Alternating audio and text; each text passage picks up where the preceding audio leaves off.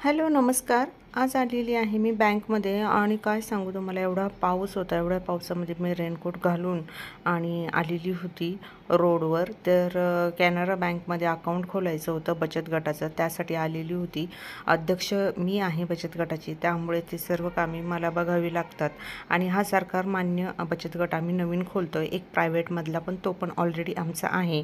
आणि हा सरकारमान्य म्हणजे नाशिक महानगरपालिका याच्या हद्दीतला जो आहे तो आम्ही बनवतो आहे.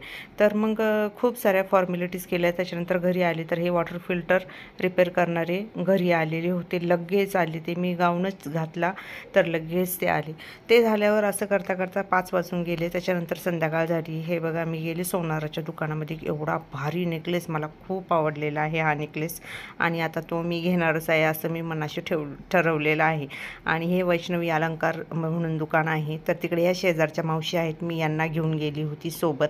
तर त्यांना घेऊन का गेली होती सोबत, तर चांदीची खरेदी करायची होती. तर जे चांदीचं कडे आहेत ते घेतले होते मी मुलासाठी. माझी नणंद आहे, तिच्या नंदेच्या मुलासाठी हे चांदीचे कडे. आणि ह्या चांदीच्या आता नवीन बांगड्या आल्या आहेत छोट्या मुलींच्या, खूप छान चांदीच्या बांगड्या आहेत. हे बघा किती मस्त आहेत. आणि ह्या मी माझ्या जी माझी चुलत नणंद आहे तिच्या मुलीसाठी घेतलेलं आहे.